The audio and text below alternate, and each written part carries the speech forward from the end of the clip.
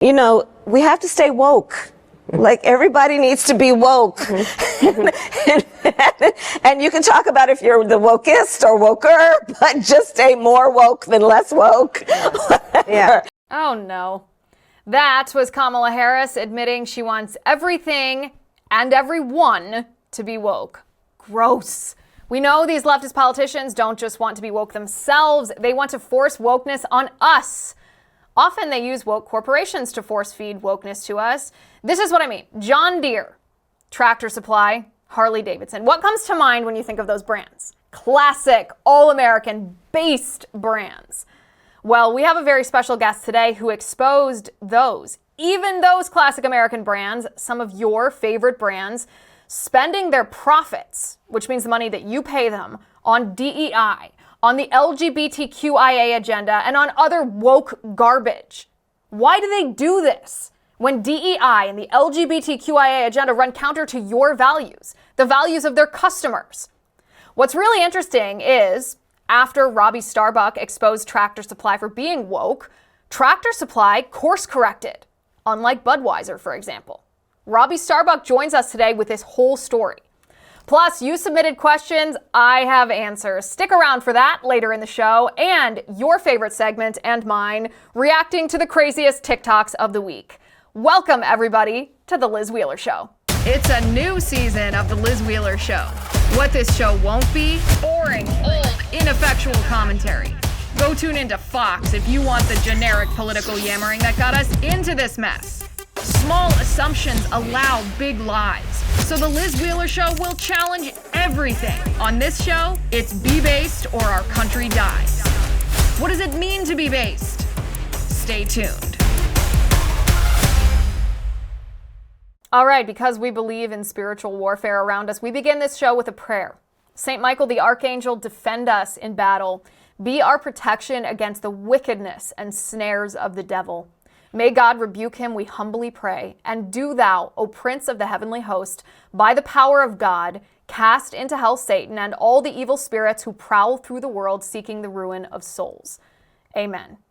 Now remember, there is spiritual warfare around us all the time. We are part of it, you and I, whether or not we acknowledge it. So it is time we acknowledge it as we fight the absolute evil that has taken hold in our country. Today's show is powered by First Cup Coffee. Listen, I am so thankful for this sponsor. Any company based enough and brave enough to sponsor this show deserves our support. My husband loves this coffee. He went from drinking 1 cup in the morning to a whole pot in the morning. His favorite blend is the Boston Common. You guys have also tasted it. You say it's great. It's a medium dark roast. Go to firstcup.com, use code Liz to save an additional 10% on your order. And if you subscribe, you can save an additional 10% for the life of that subscription. Go ahead, snag your bag. Go to firstcup.com, use code Liz to save an additional 10% on your order. We have to stay woke. Like, everybody needs to be woke. And you can talk about if you're the wokest or woker, but just stay more woke than less woke. Yeah. Oh my goodness. That was Vice President Kamala Harris back in 2017. To state the obvious, our new 2024 Democratic presidential nominee has been woke for a long time. She is the definition of woke, embracing DEI, embracing the LGBTQIA rainbow mafia. This, of course, has become a cornerstone of the Democratic Party over the past decade, not just Kamala Harris, but she is at the forefront. President Biden picked Kamala Harris to be his vice presidential running mate back in 2020, specifically because she was black and a woman. That means Biden picked Kamala because she was a DEI hire. If that's not woke, I don't know what it is.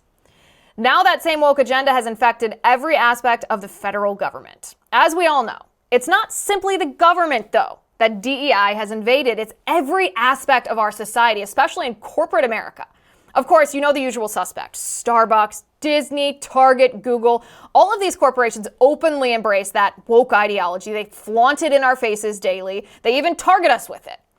Now, boycotts to some success have cropped up against these corporations, the ones that are the most out in the open, left-leaning, so on. But what often gets overlooked are seemingly conservative corporations, or at least corporations that aren't radically leftist companies, who support a woke agenda with the same aplomb.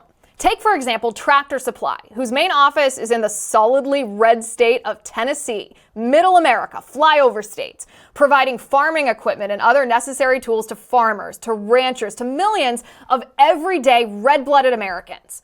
Many of these Americans, Tractor Supply's customers, are conservative and are utterly opposed to the dangerous woke agenda. Now, our guest today is conservative. He is a filmmaker who was a Tractor Supply customer until he noticed that Tractor Supply was going all in on Pride Month, on DEI, on other left-wing woke causes. So in June of 2024, Robbie Starbuck quit Tractor Supply. He canceled his rewards program with Tractor Supply, and he led an online movement against the corporation. Within weeks, Tractor Supply had lost millions of dollars. On June 27th, Tractor Supply announced it would be ditching its DEI program and its diversity, equity, and inclusion roles. And it would stop using its profits to sponsor things like pride festivals and other left-wing causes. This was the statement Tractor Supply released. They said, "We work hard to live up to our mission and values every day and represent the values of the communities and customers we serve. We've heard from customers that we've disappointed them. We've taken this feedback to heart. Going forward, we will ensure our activities and giving tie directly to our business." Now, Robbie Starbuck is just getting started. He's going after more companies that you might assume are conservative all-American companies, but have a hidden woke agenda. And Robbie joins us today. Robbie, thanks for being here. Thank you. I didn't know I could hate wokeness anymore, and then you played that clip of Kamala. I watched that clip today and I was like, anybody who thinks she's a moderate is out of their mind. This woman is a committed, in my opinion, a Marxist, and not just my opinion, her record shows it, but very off-putting to hear what her ideology is. Robbie, I want to hear a little bit about how this went down. I follow you on X. I know a lot of our audience follows you on X. We saw as you were uncovering the wokeness at Tractor Supply, exposing this wokeness, forcing Tractor Supply to change their ways. Kudos to you, by the way. This turned out very differently than Budweiser. But can you tell me a little bit of the behind the scenes? Like, how did this happen? How did you construct this playbook that actually works to stop woke corporations from being woke? Yeah, so it was honestly fairly happenstance at first, and then I got started. So basically what happened is I'm from Tennessee. I'm in Tennessee. I've got a farm in Tennessee. I've got cattle, got chickens. And I've got a lot of followers in Tennessee who know that I've been a big fighter for, the right things in Tennessee. And I helped get laws passed that allow the death penalty for child rapists here, to ban transgender treatments and surgeries for children, and children being able to go to drag shows and stuff like that. So they know I'm very active in Tennessee politics. And they know the headquarters is here. And so they reached out to me and they said, "Robbie, you're not going to believe what has happened in Tractor Supply. I've worked with this company for a very long time and I don't recognize it anymore. Look at all this stuff." And they attached, a couple of things to it. And some of them are included in my final story. But when I saw these first, couple of things they sent me, I said, there's no way this is real. Okay, Tractor Supply is like bedrock of America type stuff. Like it's the most Americana store you could possibly go into. Like you get lost in there and it seems like every person in there is a conservative. Okay, I mean, like it's no stranger to MAGA hats. You see them in these places all the time. And so I actually had to do some work to vet it. We vetted it. We found out it was legit. And I said, we need to pull this string because if this is real, there is a lot more. And so we did sort of open source investigation of every available document because just by virtue of being a publicly traded company, there's a lot of stuff they put out there for investors. So I went into their sustainability reports, all of their documents that they had publicly listed. I went into a number of different areas of their website and LinkedIn accounts. And here's the thing, okay? These Marxists, these people who truly are true believers of wokeness, they are so bold with the stuff they say, you don't need to catch them in secret. They are proudly projecting these values in places they think are safe, like LinkedIn. So we got a treasure trove of stuff. And so I make the initial video putting it all together, which is essentially painting a picture for people of what the corporate environment is like at this company under this leadership. And so we went through the DEI hires. We went through all the corporate crazy policies, where they had donated money to these pride events events that involve children and stuff. And we knew that it would paint a picture for people. And the response to it was so incredible. We had so many employees from Tractor Supply reach out saying, thank you so much for doing this. Here's other stuff you need to know. And then we started to get a lot of other stuff from those people, leads from them we could run down and documents that we could share with people. And so my sort of approach here is that the failure of our past boycotts has a lot to do with the short shelf life of them, because a company's PR strategy is essentially, let's just wait for this to blow over. Well, don't allow them to have that ability. Make it from the very beginning a story with the understanding that you want to give all of the public a lot of time to digest the information from a reporting aspect. You know, you throw it all out there at once, it's very inundating. Nobody has time to really go through every single piece of everything I put out on Tractor Supply. But if you do it over the course of a month or 2 months, people really get that picture painted for them, and the word spreads to parts of the country that you never thought would have, been susceptible to reach this message. And so that worked with Tractor Supply. And then we did it again. We repeated it with John Deere because I saw it as a very repeatable thing. The key is make sure it's a company that has a conservative consumer base, because really these companies have gotten locked into a fiction where they started to see BlackRock, State Street, and Vanguard as their customers, because ultimately that's where the CEO was aligning his own money making to, and so we're realigning sort of the corporate mentality to understand that BlackRock doesn't walk into your store and buy your products. State Street doesn't walk in there and buy them. Bill Gates doesn't walk in there and buy your products. Your actual customers do. And so it's time for the customer to be king again. The only way to establish that order is to ignite the customer to be an awakened one that says, you know what, I'm going to use my wallet as a weapon. If a company falls out of alignment with the values that we have, we're not going to spend our money there. And I think the other differentiating factor for me is that I'm not asking people to be purists. It's hard to run a movement off of a purity test where I say, you have to spend your money at this one place that's pure. Because the reality is a lot of life is about convenience for people, even good people with good values. Life is hard. There's a lot to do. You work long hours. You've got a bunch of stuff for your kids. You don't have time to go shop at 30 different places when you used to go to one place for all of those things. So I'm telling people, I don't care where you go as an alternative, even if they're light woke or whatever. In the long run, we can change that and get to a better place. But in the short term, let's focus on winning some things back, because the left got to this place where their ideology dominates corporate America because they went one by one through the companies, very patiently, might I add, and they eventually realized, you take an eagle eye view, oh my gosh, we pretty much own the ideological brain of all of corporate America.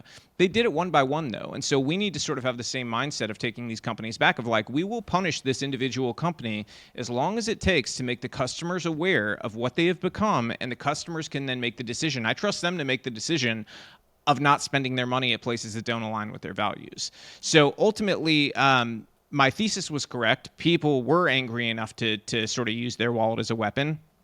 And it being correct means we can repeat this over and over again. So with John Deere, we also extracted concessions. They stopped all donations to pride events and socially divisive events. They also said that they would end all woke trainings because we released a bunch of their crazy training videos. Now, in their case, they did do one thing that I disagree with, which is they kept a bunch of their DEI hires. And that's part of the reason I've continued to stay on that story. Now, then we've got Harley-Davidson. Harley-Davidson is a differentiating, or I should say, there's a different factor to Harley-Davidson, and that their CEO is a true believer. This guy, Jochen Zeitz, who's the CEO, he's from Germany, came in here. He's basically an environmental activist. He's described himself as a sustainability terrorist, calling himself the Taliban for sustainability. And sustainability is sort of a buzzword to capture all of the woke policies that he's injected. And he's formed something called the B Team with Richard Branson, who has the explicit, this place, the B Team, explicit purpose is to inject wokeness into corporate world globally, okay? So all of corporate, mentality globally, they want to be this herd mentality that sort of aligns with their globalist view of the world that means injecting wokeness into everything.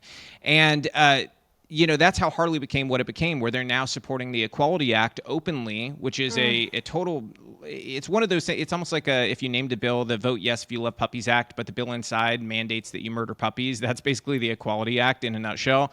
It's a nice sounding act, right? But in reality, it means grown men following my daughters into the bathroom.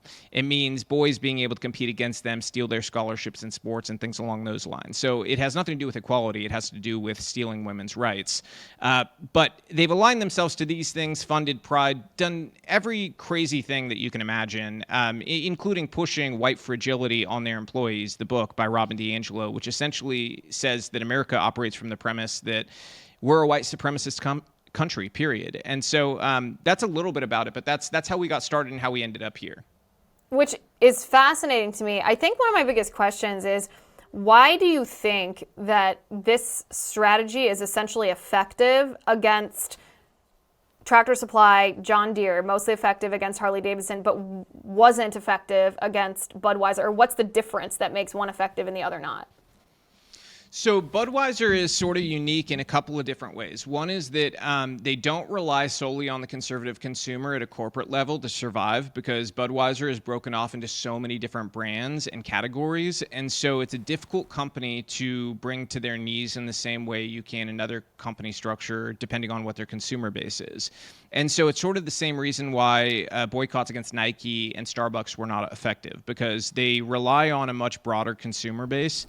And so I think of this whole fight as a need to shift the Overton window, right? So somehow it shifted wildly left after George Floyd. Most of that is born from some weird, bizarre white guilt that these corporate bigwigs suddenly had, and they decided, okay, I don't want to be seen as a bigot, so I'm just going to let these crazy people do whatever they want. But the reality is that to move it back, you need to start with the movable companies first, which are the ones that truly rely on us heavily to survive. And Budweiser doesn't fit in that category. Bud Light itself is a product that was consumed largely by conservative customers, but not the rest of the Budweiser brand. And so they were able to sort of finagle through this, because some of these beers and products that Budweiser has, people don't even realize are Budweiser products. So Right. You may be boycotting Bud Light and you're buying a Budweiser beer as a replacement and you don't even realize it. And so that was part of the problem with AB, is that I think it wasn't a focused enough strategy, but there also wasn't somebody sort of directing the whole thing to lead people in the right direction of like, hey, here's the reality of this. Here's what we need to do for this to be successful. I feel like that's kind of been a differentiator for us, is that I've been able to sort of clearly communicate these things to people in terms of how we win at this. But also Bud Light was not focused, if we're being perfectly honest. It wasn't focused, and, it really was, like a week and a half, maybe 2 weeks story, but it wasn't everywhere that it should have been, and it wasn't held out as long as it should have been. And there was a lot more information on Budweiser that just never came out, and maybe will come out in the future because we do have a file on them. But I think it's about moving the window first, because if you have, your explicitly conservative companies, we'll call them, the ones that rely on conservative consumers, you have them change. Well, what happens after that? Now you have more ammunition to go up against the ones that you could call sort of center, right? They're relying on everybody, but they still couldn't certainly survive without you. So with them, your goal is extract concessions to make the ground neutral for everybody, right? So once you do that, that means that you have the center and the right either explicitly on your side or neutral, and suddenly the weird outliers are the companies that essentially operate in San Francisco and New York, and they don't care what happens with their conservative customers. So once you've done that, your companies like Budweiser are much more vulnerable to this sort of thing. And I think that that's sort of where things will head in the future, is that companies, will have to worry about this no matter what their size, no matter what their demographic is, unless they're explicitly far left and basically dependent only on those big blue cities. Yeah, I would say the Budweiser boycott was interesting to me because I thought it was the first successful boycott. Conservatives have tried to boycott before and it's never really worked. I think a lot of conservatives, like you described, just don't have the time or capacity to have a million different boutique family-owned places be their, their day-to-day place where they buy products. And so I thought the Budweiser boycott stuff was interesting. Do you think that the fact that Budweiser, I believe, lost like $6 billion in value when we all boycotted it, do you think that that played into Tractor Supply, John Deere, Harley-Davidson being a little more fearful of what might come if they didn't agree to your conditions?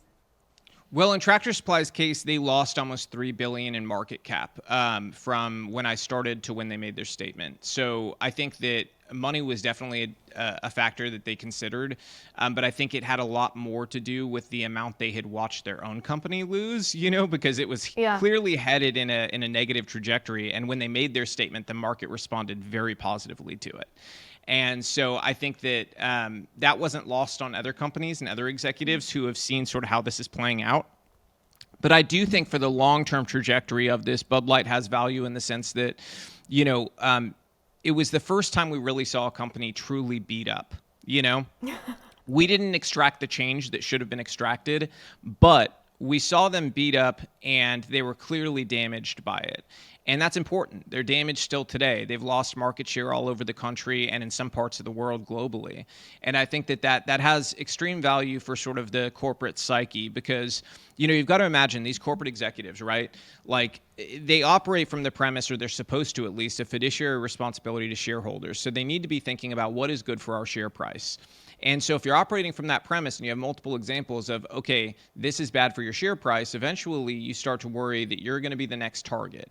And so if they are avid readers of the Wall Street Journal, they're seeing, profiles on people like me explicitly sort of warning that, your company could be next, and executives, going off the record with big reporters saying, yeah, we are actually kind of worried that we're going to be next. That's there for a reason. And so companies, I think you're going to start seeing them self-correct. You're going to see them do stuff, make changes without any sort of big public, show, because they just want to stay out of the story. Okay, so you mentioned the CEO of I believe it was Harley-Davidson, said that he was a German guy. He was committedly woke. So maybe the woke policies at Harley-Davidson came from him. I know we also knew that at Bud Light, they had been coerced by the corporate equity index, saying if you don't do something that's explicitly pro-trans, we will rank you as not a friendly place for LGBTQIA people to work, et cetera, et cetera. They were essentially bullied into it. They were threatened into it. At these sort of more conservative companies, and maybe you can use Tractor Supply as an example so that it's not hypothetical, where was that wokeness coming from? Was that a factor of ESG? Was it a factor of, a specific organization like the corporate equity index bullying them? Was it the leadership? How did that infiltrate? Where did it come from? Well, there was a multi-pronged attack against corporate America and really global corporations at large, and that's been playing out for, I think, about 6 years, where it comes from many different places. Like you said, the CEI scores from the HRC play a role. Even these companies all were, communicating with the HRC doing CEI scores. That's something Tractor Supply has now said they will no longer communicate with the HRC and participate in these scoring systems. But that was one way, because there is a financial tie to those CEI scores. And a lot of people don't understand that.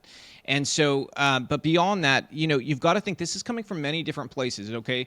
If you're a major company, one of your youngest departments tends to be your HR department, right? And so a lot of these people who are in HR, they're coming from these major universities essentially as trained soldiers for Marxism, right? These are the people you see out with like masks on, that are like rallying for Hamas, and then they become, a very, powerful in some way HR person at a global company.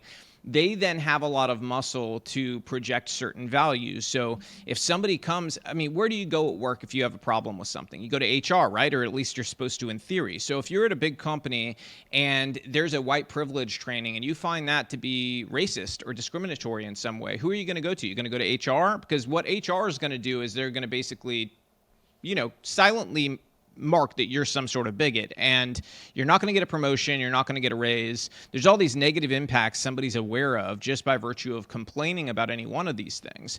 That's an institutional system that they've built between HR, the DEI departments, and together, fused together, HR and DEI and the PR people, that's really three heads of the beast. They know that they can pressure the top line executives, and that's more of a human thing. Those top line executives, they don't want to be seen as bigots, as racists, or as discriminatory, and that was especially the case after George Floyd. So you fuse all of those conditions together, and then you've got the outside groups like, the HRCs with their CEI scores, or all of the push for ESG via, the big institutional investors like BlackRock, Vanguard, State Street. You get what we're seeing now, which is that nearly every corporation on earth has bought into this in some way or another. And in many cases, it's haphazardly, like they just did it because they thought they had to. In some cases, it's, something they didn't even want to do, but they felt like they had to. And so this time period we're in now is sort of providing an opportunity to executives to course correct. And that's why I've said with like Tractor Supply, for instance, we have to be a forgiving movement. When a company does do the right thing and they get rid of all these policies, I'm not going to continue to boycott them, because we want to project sanity into the corporate workplace. So how are we going to do that? By showing them the path towards sanity, which is that, hey, we're not going to just seek total retribution and destruction. We're going to seek a path to normalcy. And what that looks like is getting rid of all these policies and getting rid of all the discrimination against conservatives in the workplace. Yeah, it's a path to redemption. I think that that's a really good point. You want to tip us off on which company is going to be next? I want to.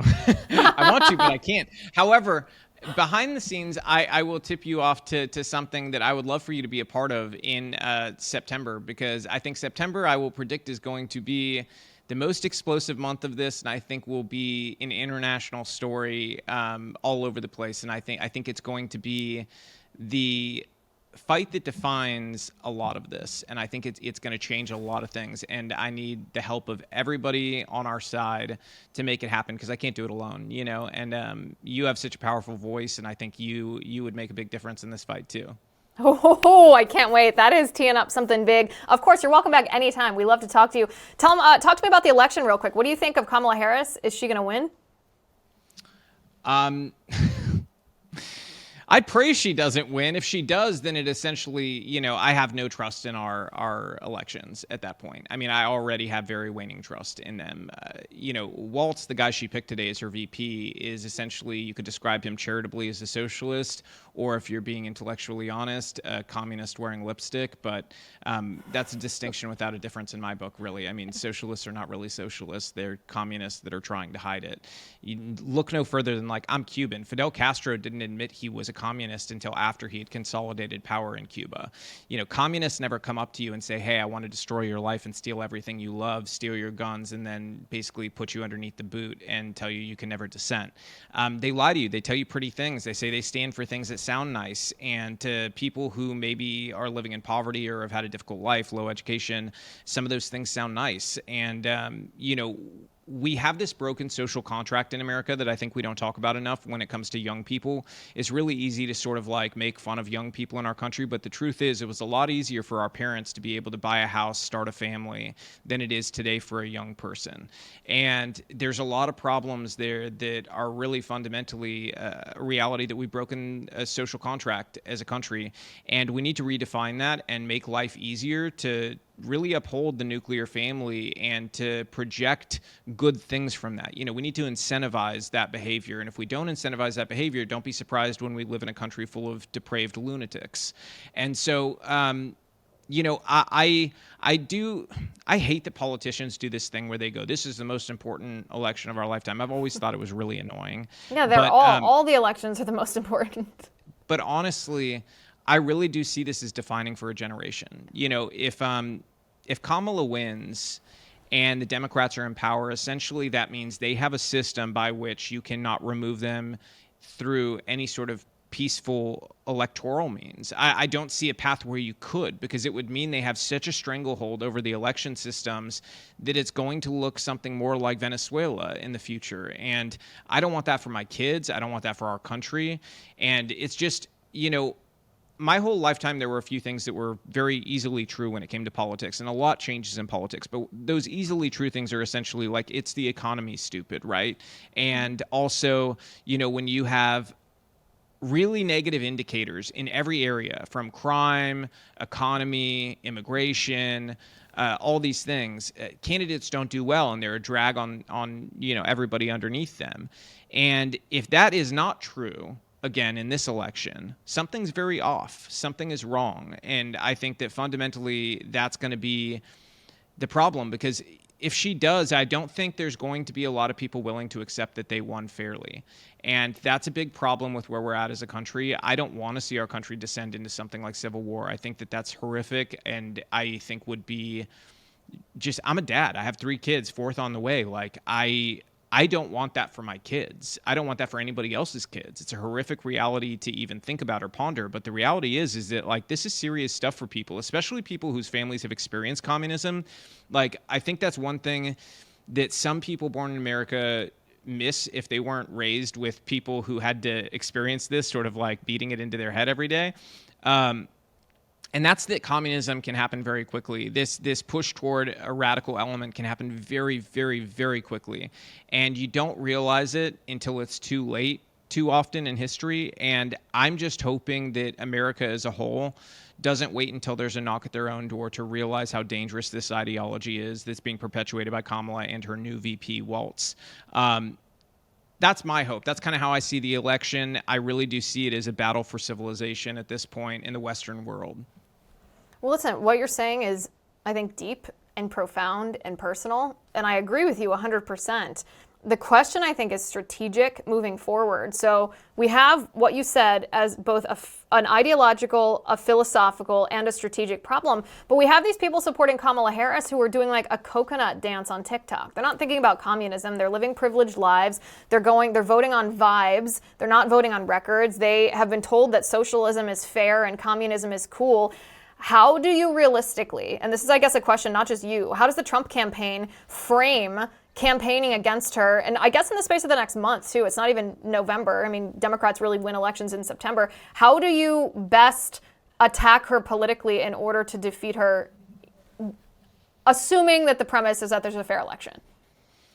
Well, I think first you have to operate from the premise that you probably don't even want to try to go win over voters when they have less between their brains than the coconuts they're doing dances with on TikToks. You know, I think like you have to kind of write certain people off, which is something that I don't want to say, but it's true. There's a certain subset of our country that, you know, you have to assume the only way you're going to pull them over is if you change the cultural reality of the race.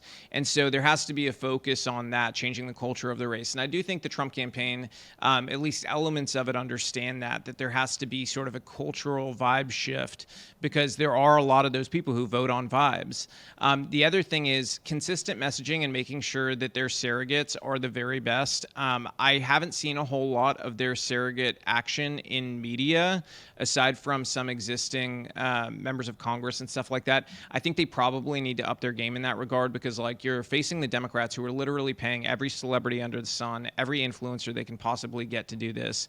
Whereas on our side, you know, they're not doing that. And I'm not arguing we should, but you should empower people with the right messaging to go out there and fight for your candidate, fight for the policy, fight for a different vision, and really give people something aspirational to believe in. Because at the end of the day, there's only one Trump, right? So you can't send him everywhere, but you need more good, well-spoken people out there spreading the message on platforms that are not just preaching to the choir. So I think that's going to be key to the success of the campaign, but also, you know, how you message to suburbia is going to be a really big indicator of how things go in this election, down ballot and for Trump. And so, you know, a lot of that is going to be, you've got to really be focused and not get distracted by what I would say is just like the political bullshit that is insider baseball that honestly to a lot of suburbia, they find it annoying. You've got to focus on the kitchen table stuff that affects people's lives. And I think that that's something that when Trump is focused, he does such a good job at. So that's what I hope to see, is that focused, fierce lion energy of like, I'm going to fight for the average person, the average family. And, you know, if they do that effectively, I think there's no chance of them losing this election. But again, the other thing for people who are just your average voters, the challenge for us is don't get apathetic, because, you know, a number of different things happened in the 2020 election that made people apathetic. And I tell people this all the time, like, you can try to blame this, that, or the other thing, but at the end of the day, apathy was really a poison in that election, because whether it was, you know, people who were just, you know, quote, trusting a plan and they didn't show up to vote. They weren't there to be a poll watcher or anything, and they were just like, oh, everything's going to be fine. Well, that was stupid. And, you know, you've got other people who are just apathetic in general about elections. They don't show up to primaries at all ever, and they just show up for the one general, and there's a whole downstream set of issues that come from that. So we need people on our side to be motivated enough to show up at elections, you know, volunteer to be poll watchers. I know in my own experience, a lot of my lifetime voting, whenever I went to vote centers, almost everybody who's a volunteer is very visibly a Democrat. Okay, that's a problem. They're volunteering to be in these places, so they have the most eyes there and the most, you know, ability for things to sort of get a little wobbly, we'll say. Okay, we'll stay in compliance with all the terms of service and all the websites that maybe this goes to. We'll just say that's where things get shaky, right? And so whose fault is that? Is that their fault? You know, like if we know what they are, if we operate from the premise that, you know, there's cheaters in certain elements of the party there, whose fault is it when they cheat? Well, it's honestly kind of ours. If we're not there to, you know, observe it and say, hey, we've documented this is a problem. If there's no evidence of it and there's just a line on a chart that looks funky, you know, what do we have at the end of the day? And there was some stuff documented in the 2020 election, but not enough. What was documented was enough to shift some public opinion, but was it enough to actually ignite enough of a movement to do anything else? I don't know, you know, and so in the future, we want to do a better job of being eagle-eyed in these elections to preserve integrity. And I hope at least that's going to change in this election. Yeah, you know what I've been calling it, what you're describing? I've been saying the Democrats have something that the Republicans don't have. Democrats have a killer instinct. There is no low that is too low for them to stoop in order to win. They want it. They need it. They're like thirsty for it. And Republicans are just focused on our families as we should, focused on God as we should be, and sometimes lack that killer instinct. And I'm not, by the way, suggesting that we stoop to unethical or illegal means. I'm just saying the Democrats have a killer instinct that Republicans don't have. And unless we can compete at that level, we're not going to win, even if the elections were free and fair, which I am sorry to say many of us do not have confidence that that is the case anymore. Robbie Starbuck, we could keep talking all day. Guys, go follow him on x.com/Robbie Starbuck for the next big thing that's about to drop when it comes to woke corporations. Robbie, thanks for being here. Thank you so much. I appreciate it. Okay, my friends, here's a story the mainstream media does not want you to be talking about. Remember when the FDA told us that ivermectin was just a horse medicine, a cow medicine? They even posted on social media and said, you're not a horse, you're not a cow. Seriously, y'all, stop it. And then they told us that ivermectin was not effective against COVID, even though studies showed it was. Well, now the FDA has been forced to retract those statements. Yes, they've actually been forced to delete those social media posts because the posts are false. Let me show you something. You see this?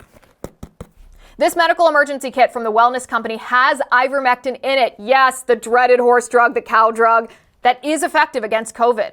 I have this medical emergency kit not only because it contains ivermectin, but because it contains prescription medications that help treat over 30 other diseases and illnesses and infections. And who knows when either the FDA or the deep state or our supply chain is going to cause one of these medications to be in low supply. I highly recommend that you prepare for when, we know this is going to happen again, right?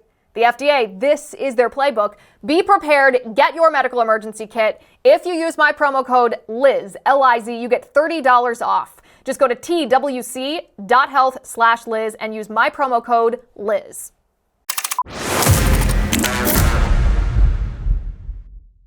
All right, guys, we have a fun segment planned. My producer picked the craziest TikToks of the week. I haven't seen them. We are going to watch them live and react to them together. Here we go.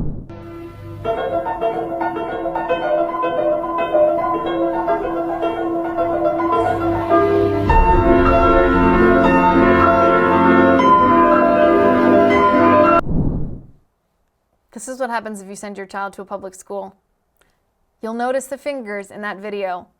That's a teacher who wants to indoctrinate your child with the LGBTQIA flag. And by the way, the trans flag, do you know the history behind the trans flag?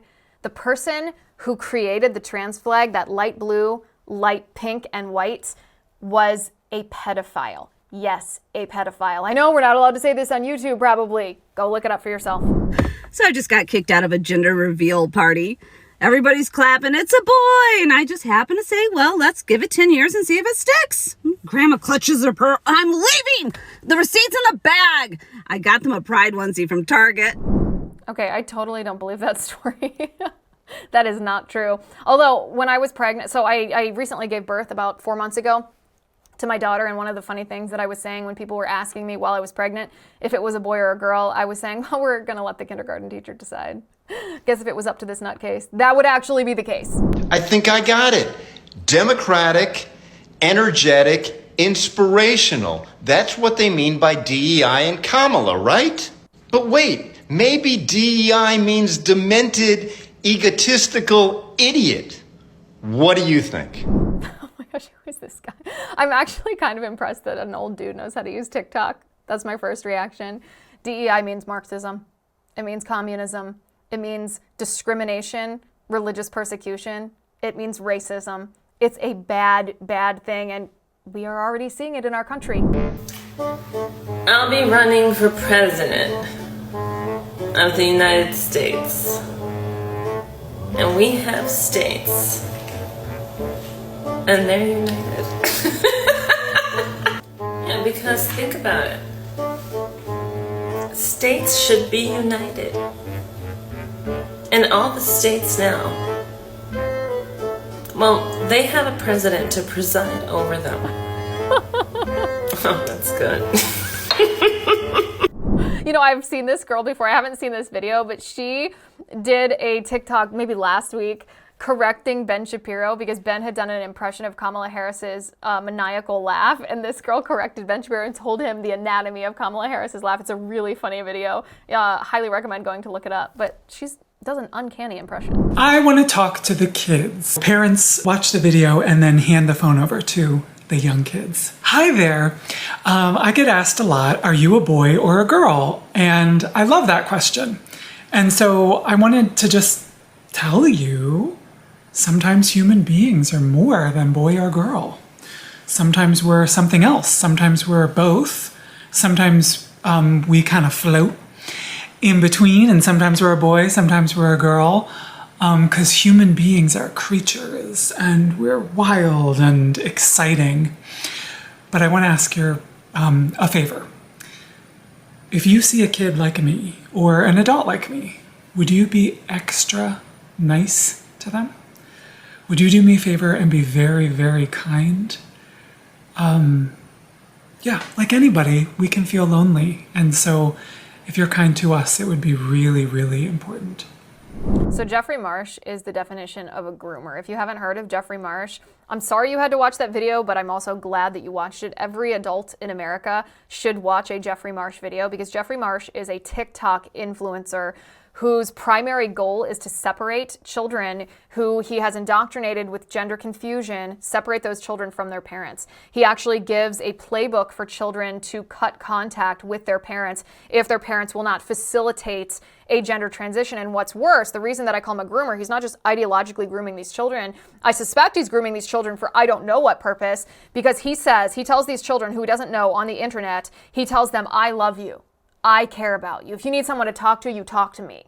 Now, if you feel like those are red flag things to say to a children, it's because they are. They're creepy, evil things to say to a children. It's exactly how you groom a child into sexual abuse. Jeffrey Marsh is one of the most powerful trans influencers on TikTok, and every parent should watch that video and then take TikTok off your child's phone and take your child's phone away. Keep them safe.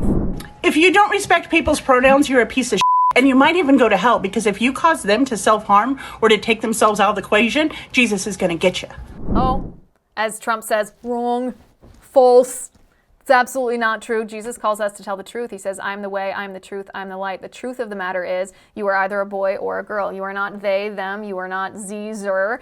You are made in God's image as male or female. And so to call someone by a neopronoun, a pronoun that does not match your biology, would be to tell that person a lie. It would be to indulge their delusion. And not only is that an untruth, not only is that false, it's lying to them and harming that person. Because what does gender confusion lead to? It leads to bodily mutilation. You're not causing someone to self-harm if you don't use their preferred pronoun. What you're doing is you're enabling irreversible bodily mutilation if you are enabling a child to go through gender mutilation surgery, puberty blocking medication, cross-sex hormones. And as I said, Jesus calls us to love, and Jesus calls us to tell the truth. I'm also so proud to sponsor with American Hartford Gold. In all the time that we have been alive, the US dollar has always been the primary currency. But that may not be the case much longer. The US dollar is facing unprecedented inflation. We all feel it, right? At the gas station, at the grocery store, and our politics are getting increasingly unstable. And if that wasn't scary enough, the government is looking to take total control over all of our money with a new so-called digital dollar. You remember what happened in Canada, right? Well, a digital dollar would enable our government to do that, what they did to the truckers, to us. That's why it's never been more important than to take control over your wealth. Don't let your life savings become a casualty of failing banks or currency wars. Now is the time to call the only precious metal dealer I trust, American Hartford Gold.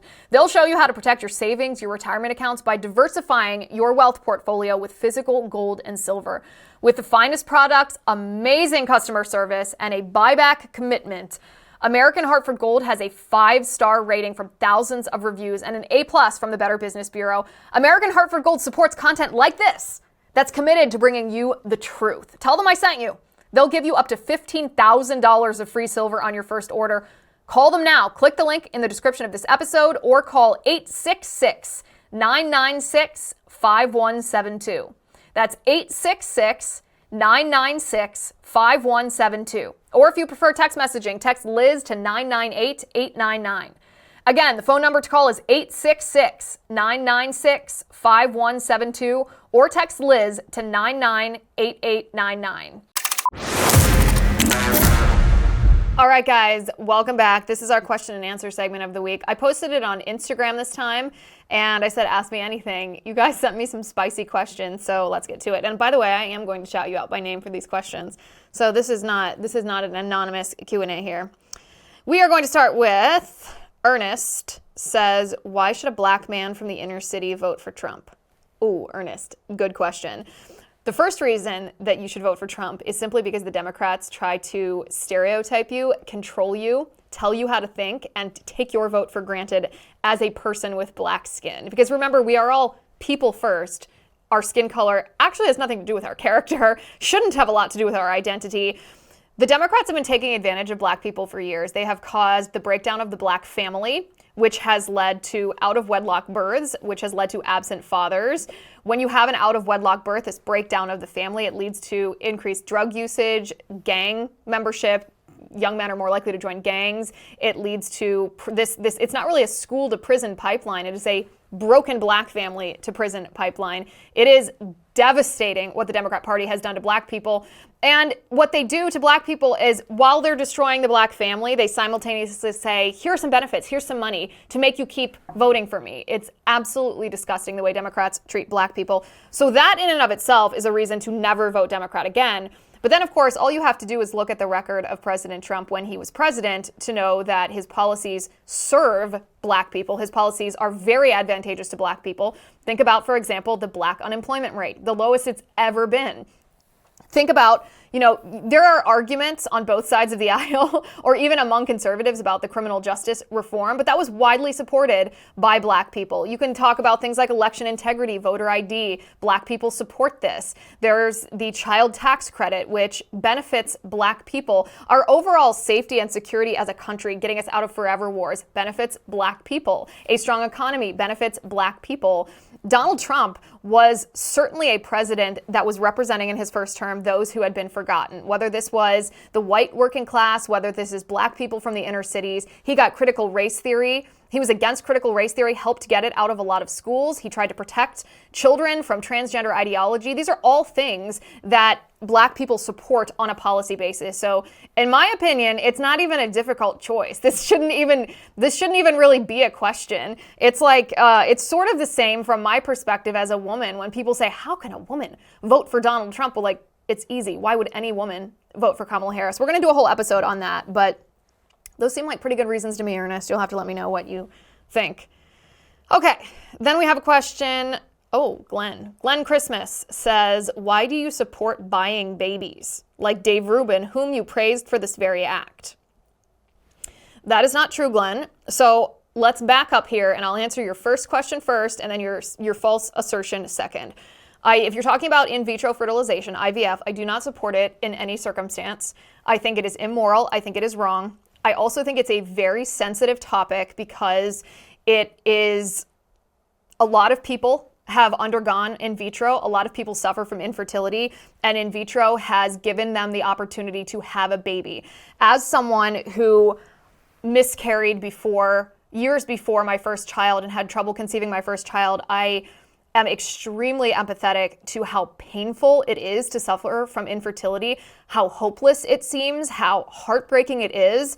And so in vitro fertilization has given a lot of people, a lot of couples, an opportunity to have a baby. And so it's a very sensitive topic because when you say, no, I'm against in vitro, it sounds like you're against them building a family. It sounds like you're against science. It sounds like you're cold-hearted towards infertility. And that's not at all the perspective that I take. The perspective that I take is that, first of all, when you're talking about what marriage is and you're talking about sex within the context of marriage, you cannot separate what God has brought together. So the process of in vitro separates what God has brought together. It separates natural conception. Instead of a baby being formed in the mother's womb, inside the woman's body, a baby is formed in a petri dish by doctors. That's not ethical in and of itself.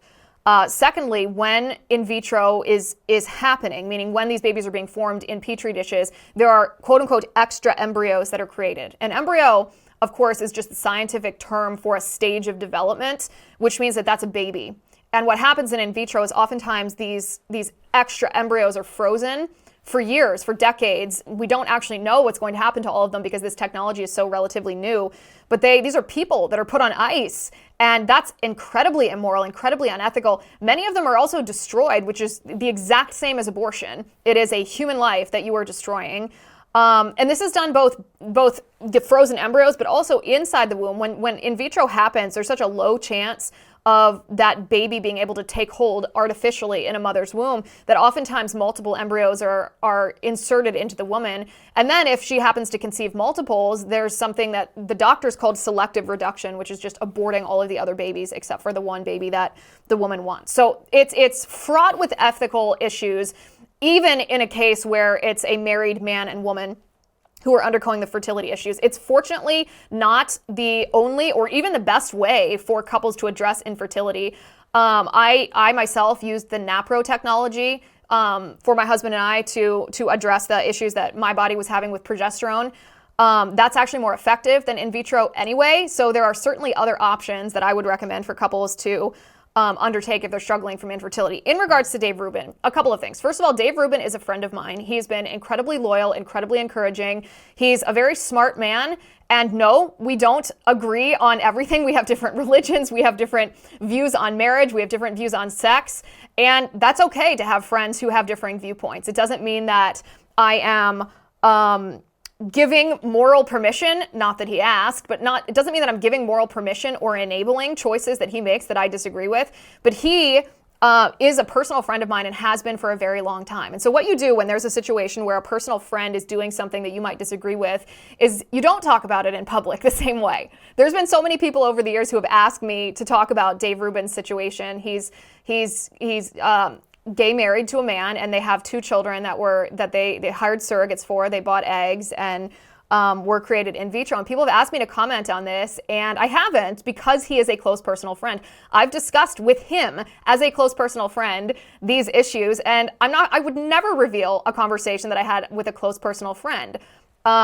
He and I remain friends and respect each other, and I don't think having a personal friend who does something that you disagree with means that you are disavowing the moral issue that is inherent to an action that they might take. Meaning, I can love Dave and I can love his children without thinking that the way that they were conceived was the right thing to do. And that's exactly right. So think of it this way.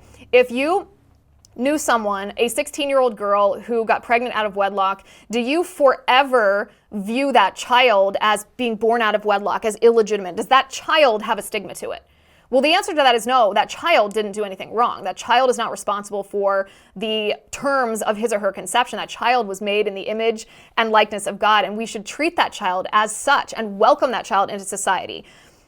The same goes for babies that are born from in vitro, and even babies that are born from in vitro to gay couples. Babies where, yes, the woman's eggs were bought. Yes, the uterus was rented. Yes, those babies are going through life without a mother. All of things which are heartbreaking and wrong.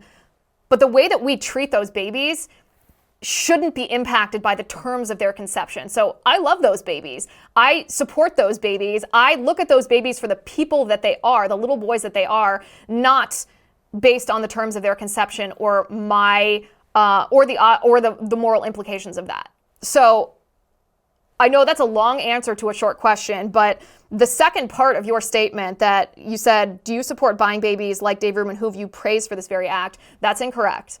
I've never praised in vitro. I've never praised surrogacy. I've never praised renting wombs or buying eggs, and I never will because it's wrong. But I will always take joy in treating every human being with dignity and respect, including babies whose terms of conception were in this way. Sophia asks, what's your feeling? Trump 2024? I'm kind of cynical because of electioneering. I also think that Republicans shouldn't underestimate Kamala, but Republicans have done basically nothing since 2020 to fix the electioneering. How the Democrats stole the 2020 election, so why wouldn't they do it again? Ethan says, are you still rooting for Team USA in the Olympics? Of course. Of course. Doesn't matter how woke they get. They're still my country. And I'm going to root for my country and my flag, even if the people representing it are woke. Okay, Evan says, what is your opinion on vaccines other than the COVID vaccine? Let's just say the COVID vaccine playbook wasn't new. The lack of safety and efficacy wasn't new. The gaslighting from the medical community when people brought up the fact that it wasn't safe, it wasn't efficacious, not new. This is basically applied to every vaccine that we've ever seen. Why do you do what you do? Unky says, well, because our country needs saving, of course. I want my children to grow up in a country as great as the one I've been able to grow up in. And if we don't fight for it, I don't think that'll happen. All right, one more. Plain says, do you have an electric scooter? No, I don't, but you know what? I lived in San Diego in Southern California right when those bird scooters, those electric scooters that you can just scan with an app and rent for a little while, you pay like by the mile. I lived in San Diego when those were first rolled out. They were everywhere in our neighborhood. And you know the controversy with them. A lot of people are like, oh, they're so messy. People throw them everywhere. It's disgusting on our streets. Totally disagree with all that. I thought they were awesome and I use them all the time. So no, I don't have one, but I think they're awesome. All right, guys, thank you for the questions.